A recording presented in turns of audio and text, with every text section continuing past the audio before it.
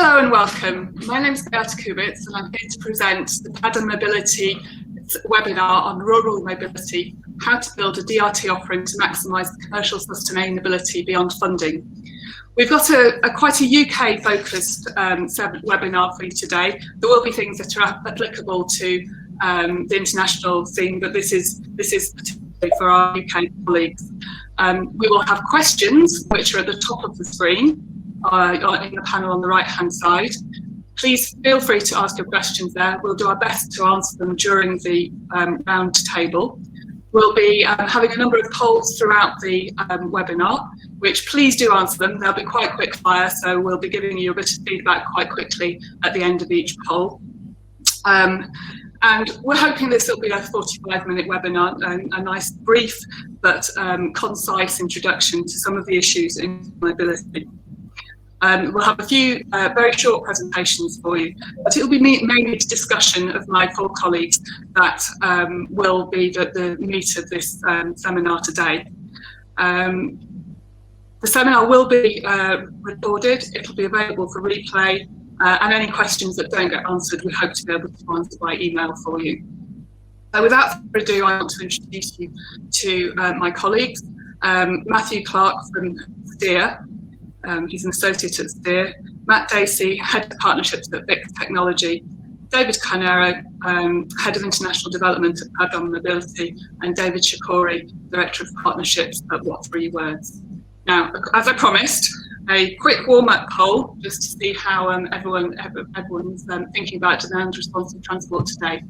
Let me just see if I can publish that for you. There we go. So the questions are, what are the main problems with existing demand responsive transport? Are they low ridership, low reliability, low occupancy rate?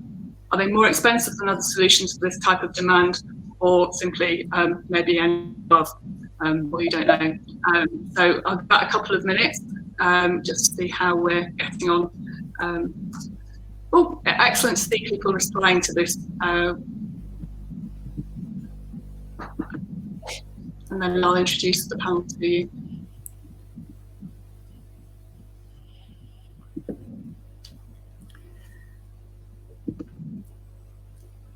Right. Well, we've got 44 votes. Shall we kick off? And then I'll tell you how many votes we've got at the end when each of my panelists have introduced themselves and their roles. So, with you today, I'm Beate Kubitz. I'm a researcher in new mobility, shared mobility, cycling, and mobility as a service. I'm currently a recipient of an award by the Foundation of Integrated Transport, a fellowship award, and I'm doing some research into rural and peri-urban mobility and its impacts on city centres. And the things that I'm finding is that if you don't sort out rural mobility, if you don't deal with car dependency in rural areas, this is going to have a big impact on urban mobility in city centres, because it's very difficult to stop that transit between rural and less well provisioned areas, between that transit and urban centres. So this is my interest in the whole sector and area at the moment. Matt Clark, would you like to take, yes, Matt, would you like to introduce yourself? Hello there. Yes, I'm Matthew Clark. I work for Steer, we're a transport consultancy, and I lead our work in new mobility.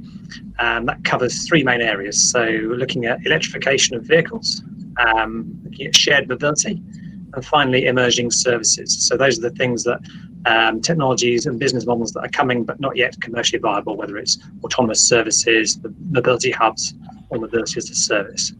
And the work we do at Steer is very much the cusp between public and private sector.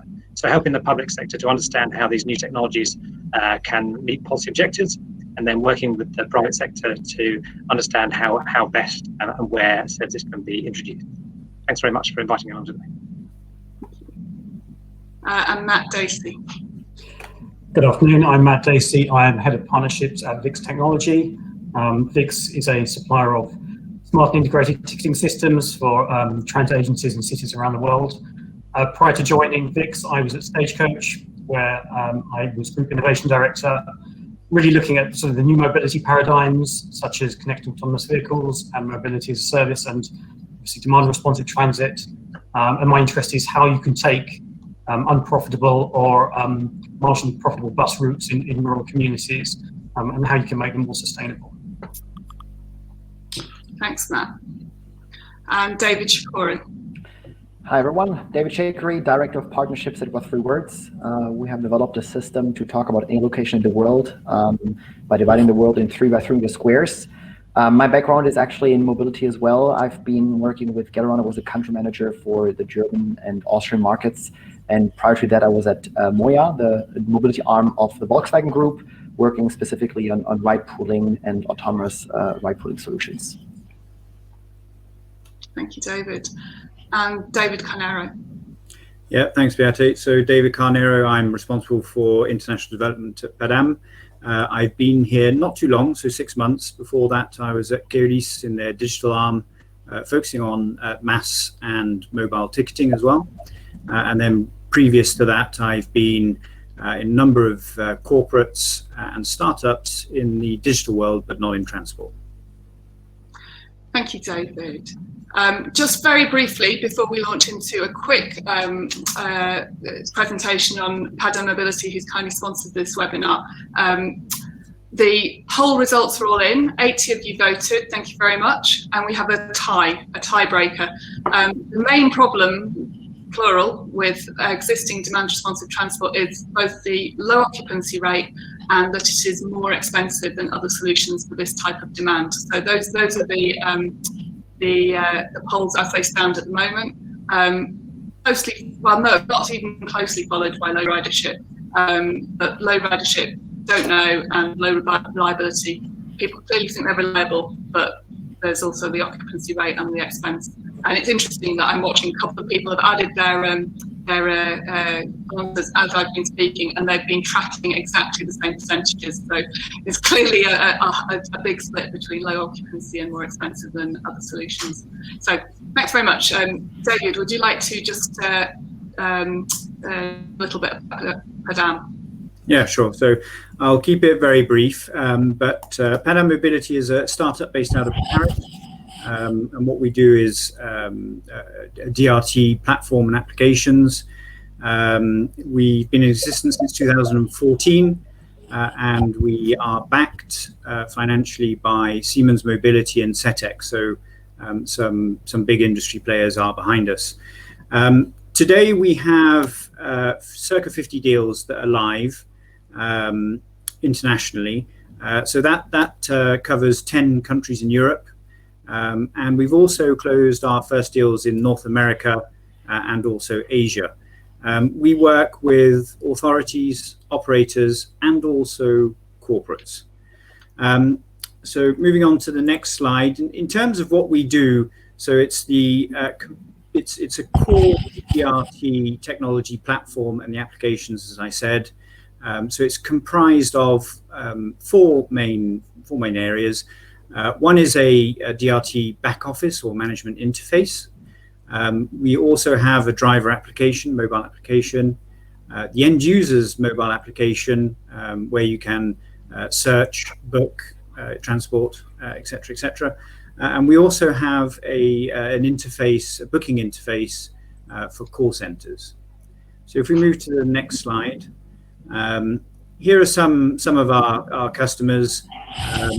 As I said, we work in 10 countries in Europe. Obviously, we're very big in France. That's where we come from. We were actually, as this is not necessarily known, but we were actually one of the pioneers in DRT in the UK. And when I say DRT, I mean digital DRT. So we were the company behind Slide in Bristol back in 2016. And we work with an ecosystem of a number of key players in the industry, such as Siemens, CETEC, and Sistra and Steer. So if we move to the next slide, Beate. So here's an overview of where we operate. So as you can see, it's spread all over Europe. Obviously, we're very dominant in France, but we have deals in the UK and Germany and Spain. And as said, we've gone further afield now in terms of Canada, also Malaysia. So if we move on. And just a few stats, I think these are always very, very useful. So we're very proud of the feedback we have from people who use our service, where we score as an average 4.8 out of 5, which is obviously very high. We've now transported over 1 million people. And as you'll hear through this session, one of the things we focus on, so we come from a public transport heritage, if you like, both in terms of people, but also in terms of how we do things. So we focus very, very much on things like pooling rates, operational efficiency, et cetera, et cetera. So as an average, we're operating at 80% pooling, which is, of course, the the whole purpose of shared mobility. And in terms of deployments that we've made versus a previous fixed line network, so obviously this is very context dependent, and again we'll cover this later in the session. But our service, so going back to the poll as well, obviously people say it's expensive, but in certain circumstances our service is 3.5 times less expensive than running a fixed line network. So I think that leads us nicely onto the debate. Or panel. I'm not sure if we'll be debating, but discussing anyway. So back over to you, Beate. In the manner that we've set this up, we have a poll for you again, just to see what people are thinking about the utility of demand responsive transport. You have a choice between reducing car dependency in rural communities. You have enabling more people to use rural buses to travel to work, leisure and essential services. You have ensuring convenient transport provision in rural communities, or discovering new markets and better bus routes. And I'm absolutely fascinated to see how people think that demand responsive transport could play a role, and what the most important role is in rural transport. So I think we'll just come into we'll let people poll whilst we talk.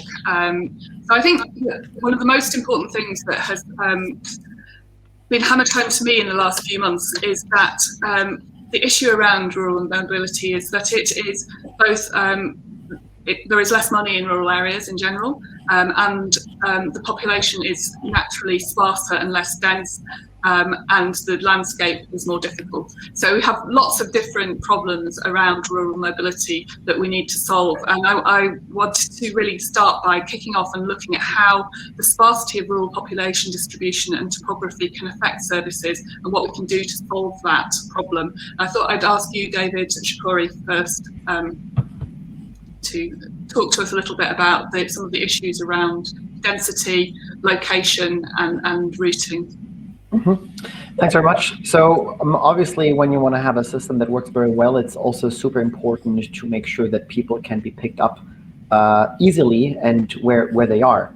And that might be something that might be easy for people using a lot of services with their phone, with the app.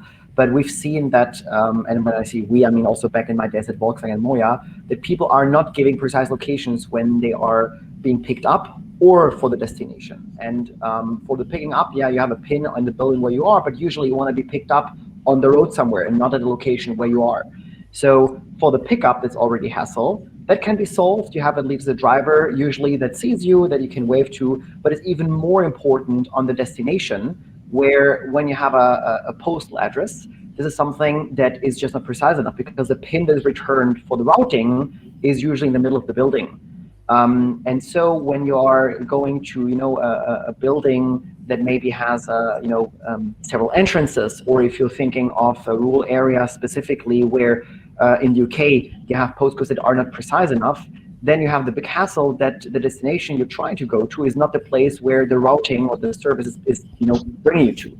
So in the last mile, you have a lot of timing and operational issues that can be solved or need to be solved, where we are also in the space where with What's 3 Words, we're basically making sure that you can talk about any 3-word location and getting to that specific 3x3 meter square on the last mile. And instead of giving just a postcode that covers sometimes huge area of land, with 3x3 meter squares, you can go directly to the entrance of your driveway, for example, wherever you want to go.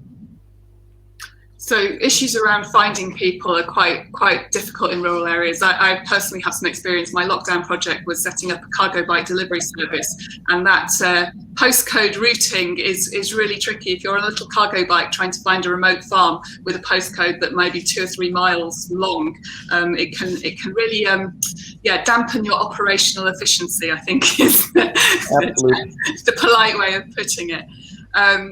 So I think that what we're seeing is that rural communities are very well spread, and that can be a big operational issue and cause expense and difficulty. But they can also be quite diverse. And I think that one of the things that I'd like to ask Matt Clark about is how we create different service models to reflect that diversity. I mean, we've got spread out, but also very different people. And how do we combine resources to meet the needs of a diverse population as well as a spread out one? Sure, thanks very much, Beate. Lots of the work that we do is understanding people and understanding how different people have different needs and how that plays into the geography. So I would say, first of all, you should absolutely understand what the needs of your populations are and how those needs can be served. You obviously also need to consider what transport already exists. I think from what we've done, it's important to realise that rural is not one place. There are different types of people, and there are different location types, and those kind of interact differently. So you might have a rural community that's has a shop and it has services, has a railway station, very different to a hamlet that has none of these. Some of the work we've been doing for Transport for the South East on their population segmentation and place-based segmentation is very much looking into that. But then, having understood the people, I think it's useful to understand the existing transport and how this can be complemented or perhaps replaced in some cases.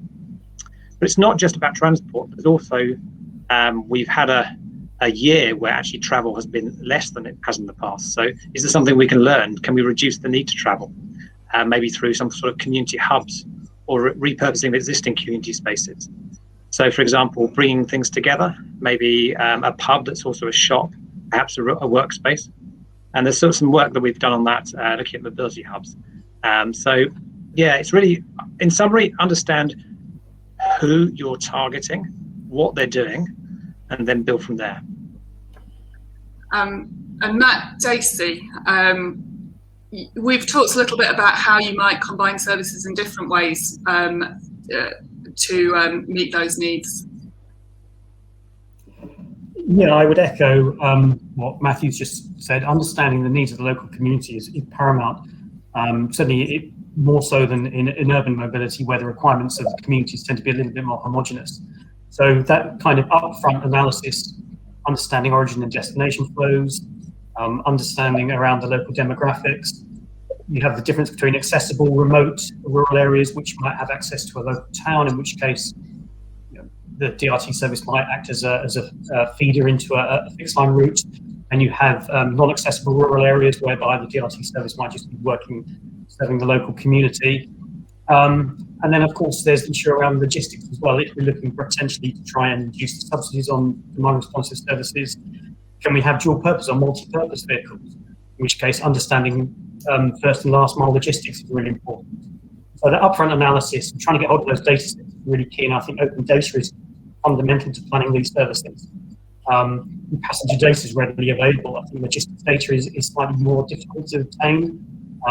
But taking that kind of holistic view of not just people movement, but freight movements as well, when helping design these services, I think is really key.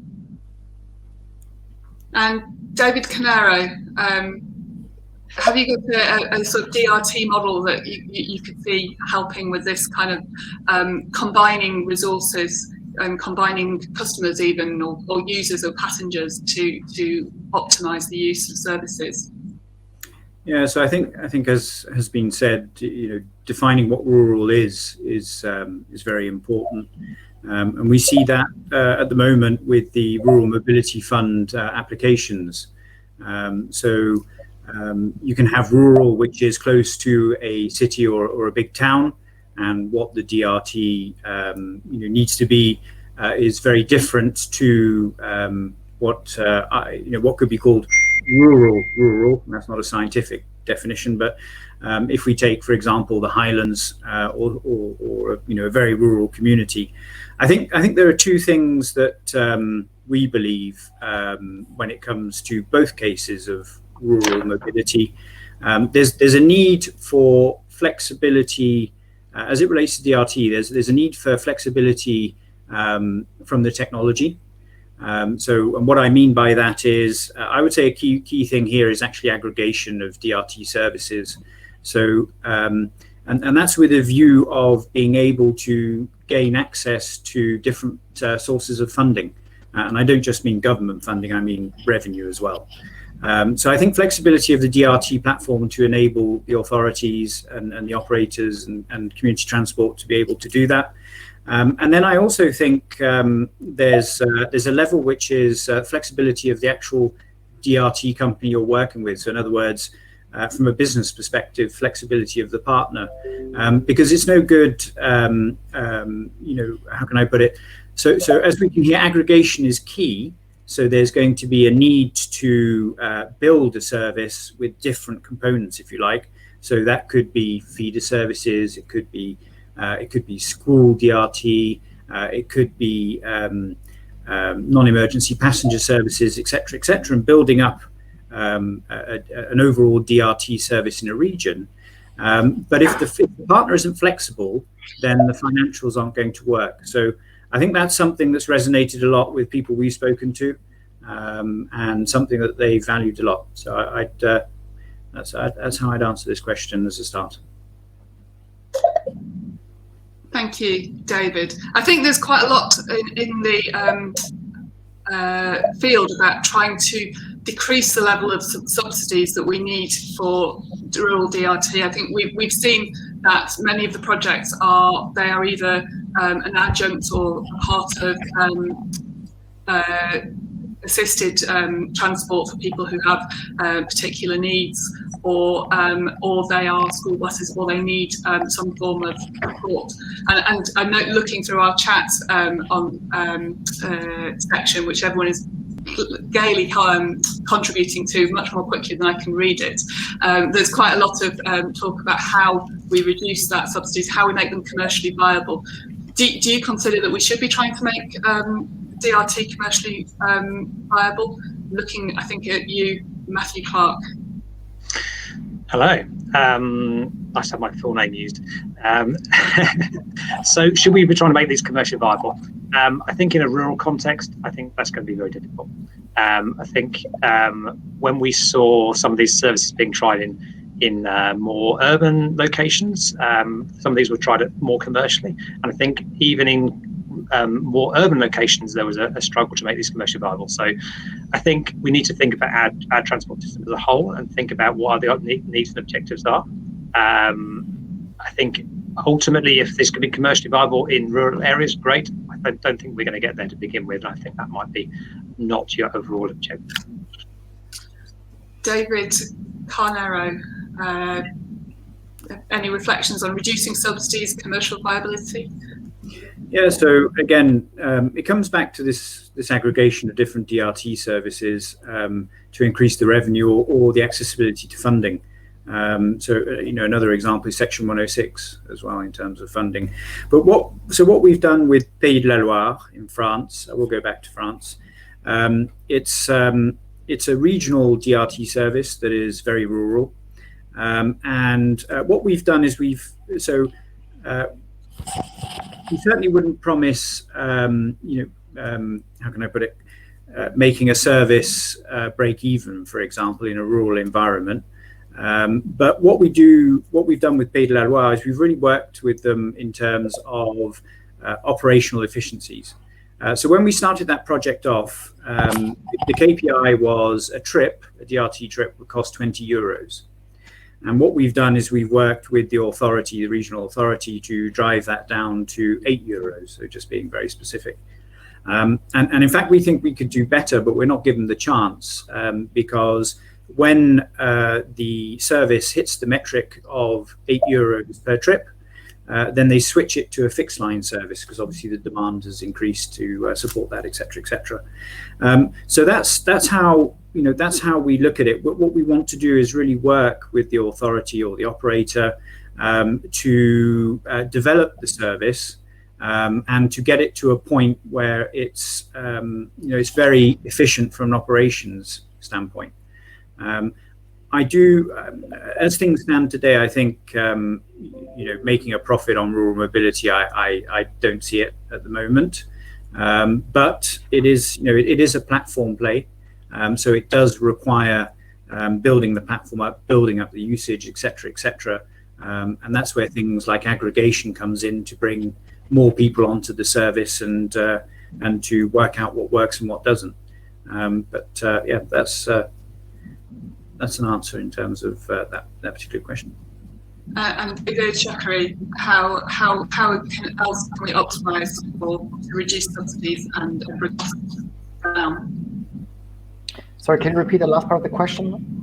So in terms of optimising the service, how can some of your data and location finding bring costs down? Do you have figures for being able to increase pickup time or reduce pickup times rather than increase them? That would be the wrong way around. Yeah, well, as mentioned before, when you're able to give a precise location, which is the actual location where a person wants to be picked up or where the destination is, then you're not losing time on the last mile on finding the right location. So we have different data from different countries, but it goes all the way from 15% of time saved to 40+% time saved on the last mile when you know the correct location. And I heard a question before, I read the question where people were asking about GPS coordinates. And in the end, we're nothing but a coordinate made user-friendly. We're converting 3 words to GPS coordinates. So in the end, it's the GPS coordinate that is transferred. And a GPS coordinate tends to be more precise than any other form of addressing. Again, with 3 words, it's easier. And so you're reducing not only the time on the last mile, you're also reducing distance traveled on last mile. And there is enough statistics there as well, where if you have to drive 3 times around a building or to find the right place, you have to drive more kilometer or more mile, which is all reduced, plus phone calls and also customer experience. And if you think of a system that needs to go from point to point and where routing is happening also dynamically, saving even seconds or minutes on the drop off and pickup, it's significant for a service and also for making it sustainable.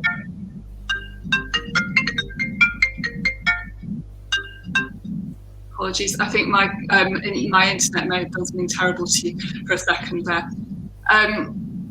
Matt, Dacey, do you have anything to add to optimisation of services? Yes, 40% of the cost of any bus journey is the driver. So if we can look upon this in terms of community transport and getting volunteer drivers, that's a significant cost saving. Using DRT as a feeder into a fixed line route can increase revenues on fixed line routes. Again, back to this idea of the concept around multi-purpose vehicles, we can leverage it for first and last mile freight and logistics deliveries. There's an opportunity to try and monetize that. And I think all of these things, again, trying to make a profitable service is a difficult thing to achieve in rural communities. But there are ways in order to reduce the subsidies. And again, the real efficient design and planning of these services up front, leveraging a company like Padam who've got experience in this, I think is really key in order to try and maximise the opportunities for reducing those subsidies. I think Matt hits on an important piece there, which is community transport. So, for example, that comes back into aggregation. So it's aggregation of services. So you can have authority-run transport, and that can include DRT. But then you can aggregate community transport services as another layer in terms of how you actually deliver the service in rural environments. So we're having quite a few conversations with community transport providers, and it's bringing something new to that segment, I would say, in terms of being able to increase the efficiency of a service that's run, working obviously hand in hand with them. But also you can add things such as the ability to respond to real-time requests, which for the most part today, that doesn't happen in community transport. So I think this is exactly part of the aggregation model that we firmly believe in, that allows this to make as much economic sense as it possibly can. And we've got a question in our questions area from Stephanie Rubek, asking whether DRT should be considered as a niche product or intermediate solution to test the market for public transport, rather than investing in heavily in scheduled services. Matthew Clark. Yeah, that's quite an interesting one. So a couple of things I want to pick up here.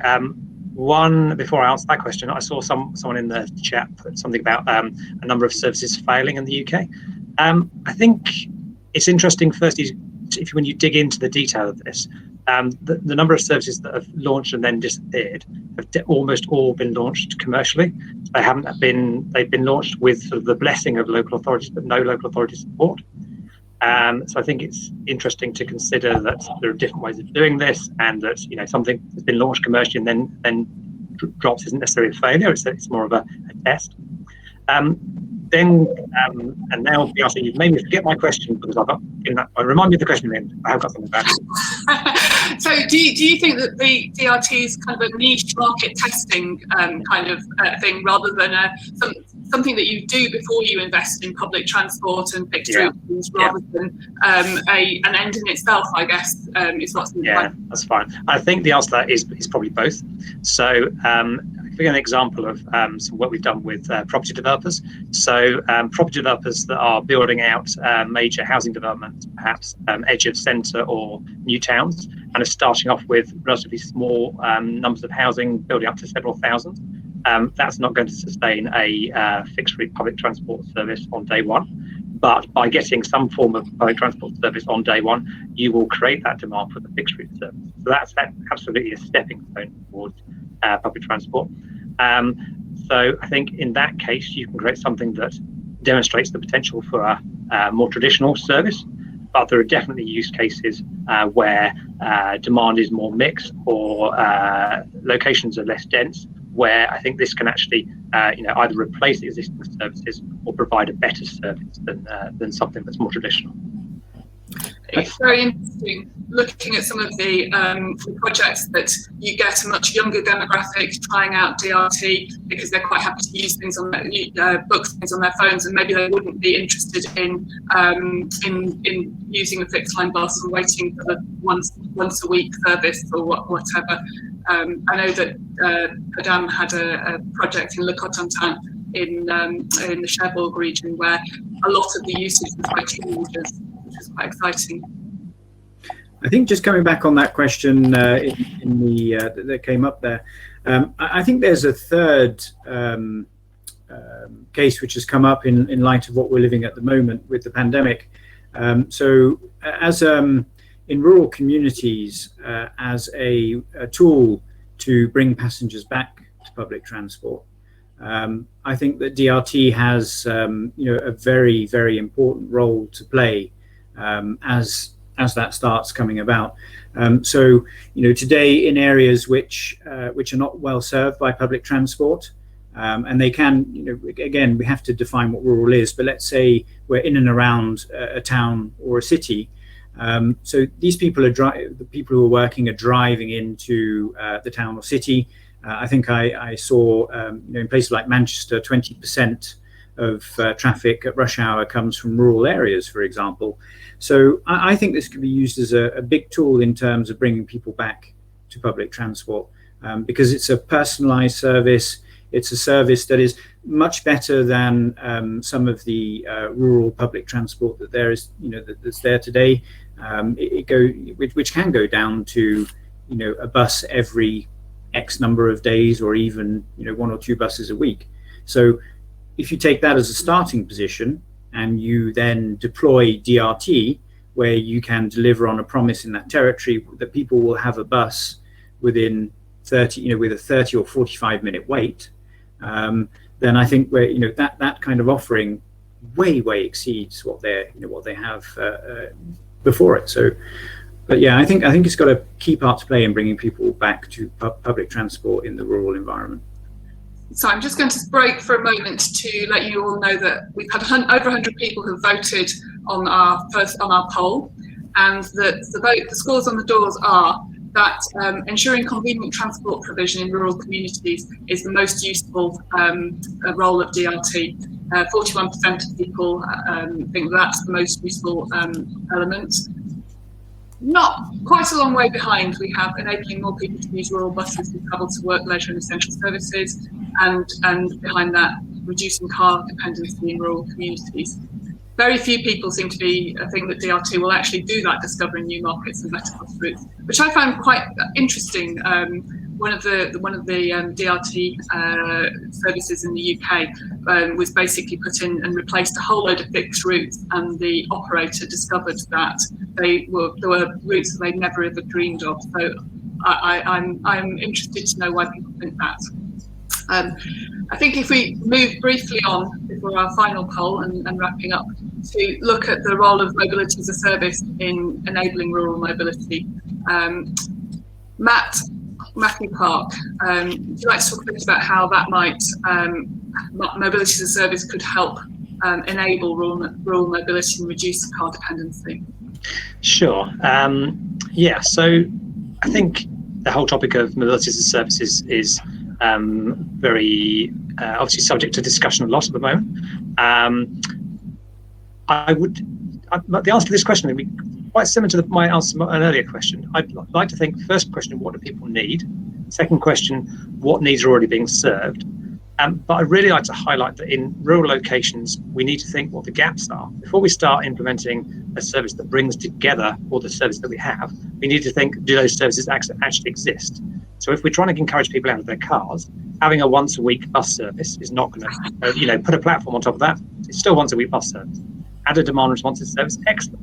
But what about those other gaps? So are the gaps that perhaps shared mobility can fill, and some form of car clubs so that people can use instead of owning a second car? I'm the chair of COMO UK, so hence the kind of the plug for shared mobility here.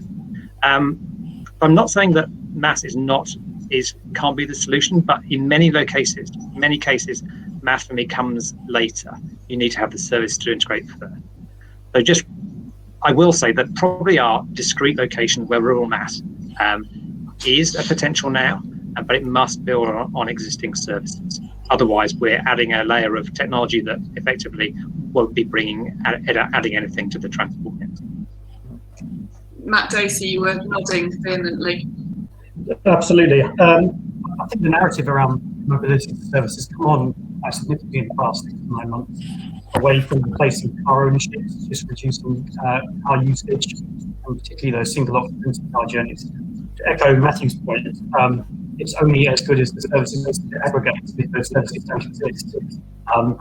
Outside of improving the customer experience slightly, it's not going to really incentivize modal shift. Where mass does help, where perhaps some DRT services historically haven't been as successful as perhaps they could and should have done, is because they've not been integrated with the local network. They've been running parallel to the existing transit network. So at least mass allows the opportunity to integrate DRT into that local transit network. Also thinking about the demographics in rural communities as well, they disproportionately skew towards the elderly and the unbanked, and those that perhaps might not be using smartphones to access services. In which case, again, mobility service, which is obviously predominantly a mobile-centric service, perhaps isn't going to be the answer. But I do think that, to Matt's point, it is kind of the icing on the cake, having done that upfront analysis, building those transportation rights services like DRT, and then aggregating them together in kind of a singular, particularly with the multimodal journey planning functionality. I think that is beneficial.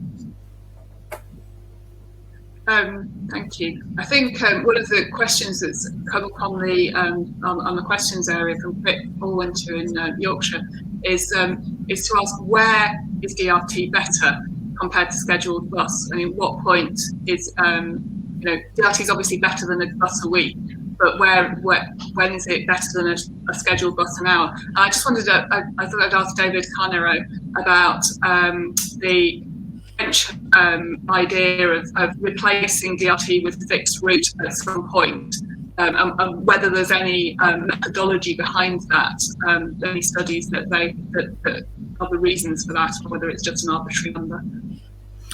So I think the way I look at it, the way we look at it, is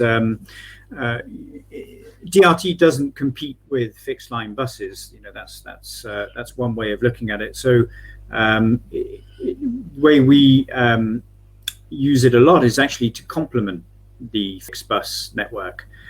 So there are examples in rural, rural areas where a fixed line bus just can't access all the villages, or it doesn't make sense to deviate that much, or the service then becomes the trip becomes way too long if you do that.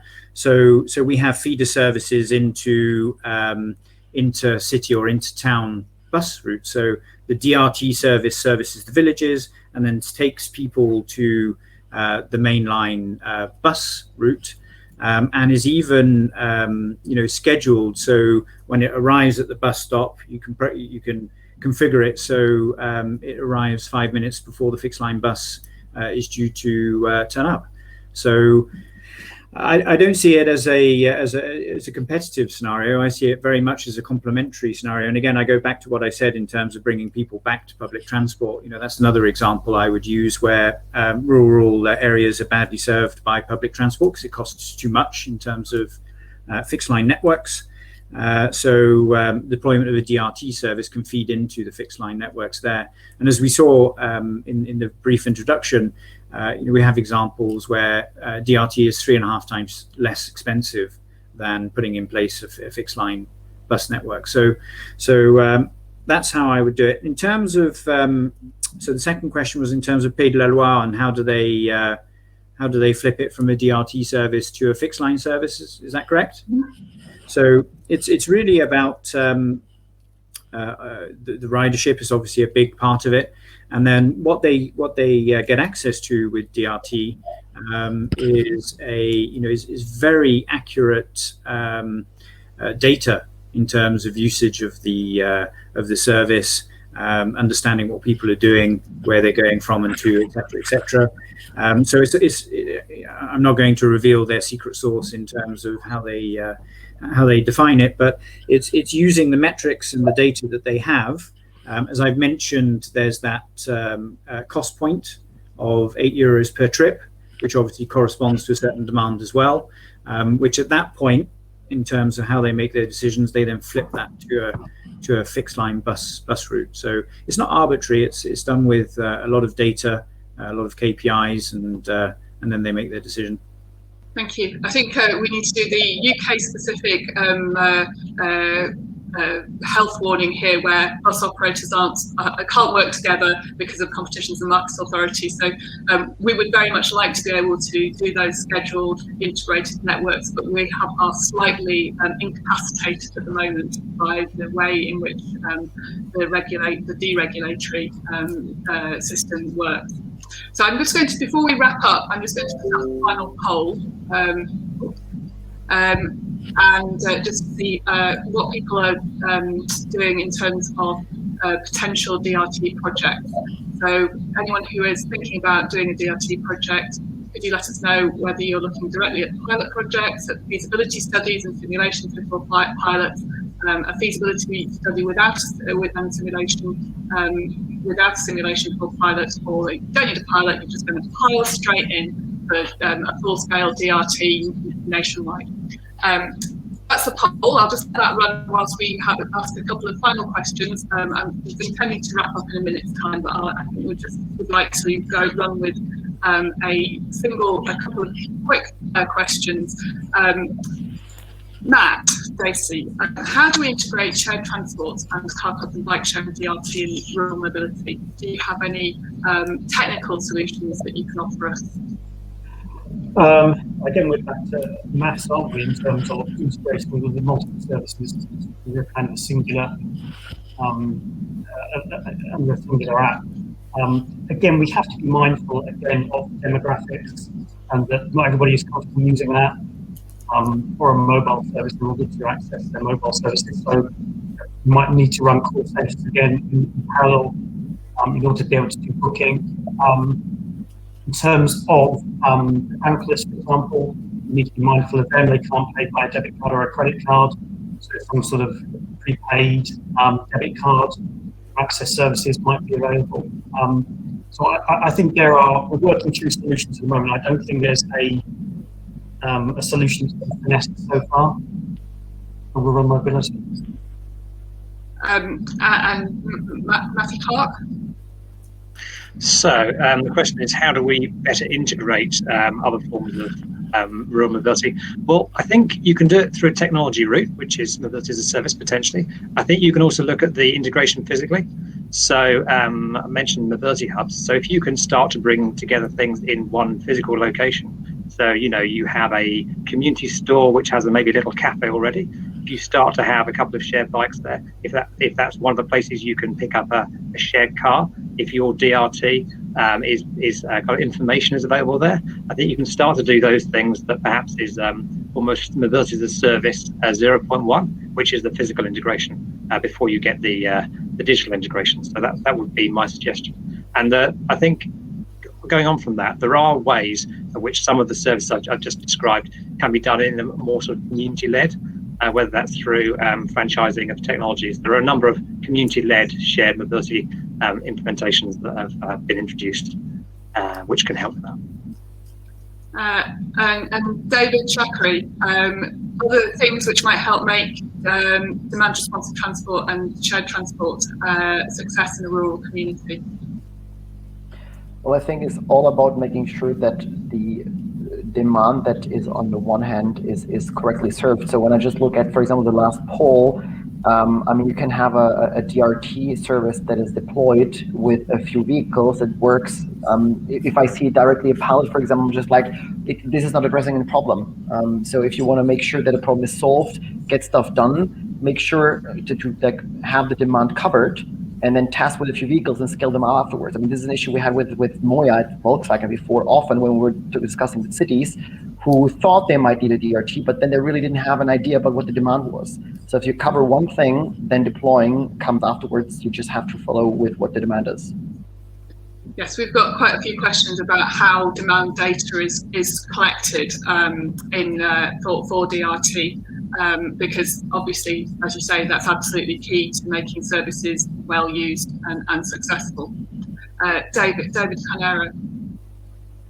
In terms of how we gather the data, so obviously you have the usage of the actual service, because it's primarily a digital, well, not primarily digital, but there's a digital component that you can track automatically.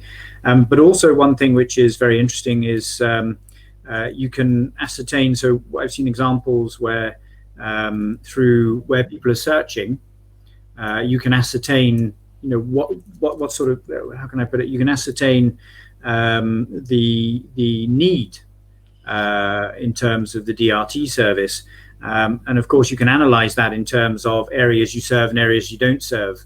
And if there's a high number of searches that are in an area you don't serve, then that can be used, for example, to make a service extension or a zone extension decision. So that's one example. But these digital services, really bring to the fore the amount of data and then analysis that you can do on the back of that data.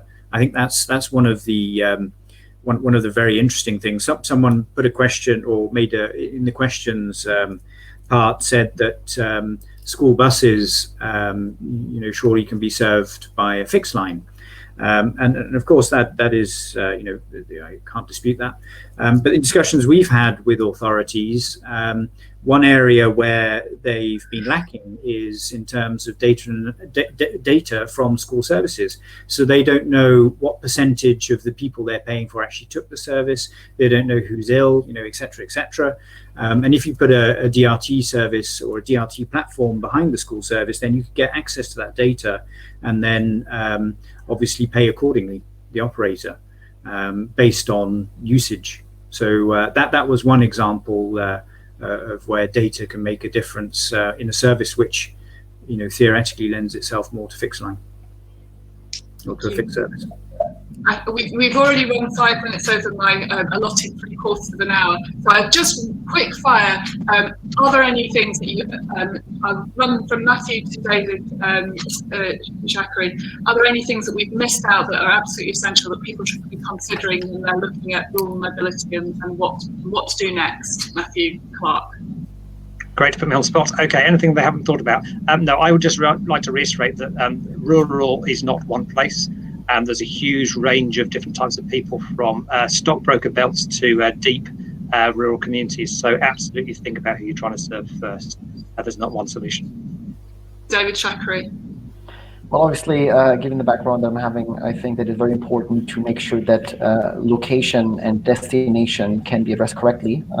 If you want to have a good system, a good DRT system, you want to make sure that you're not losing time on the very last mile. And to make sure that people know where they want to go and where they are. Thank you. And Matt Dacey.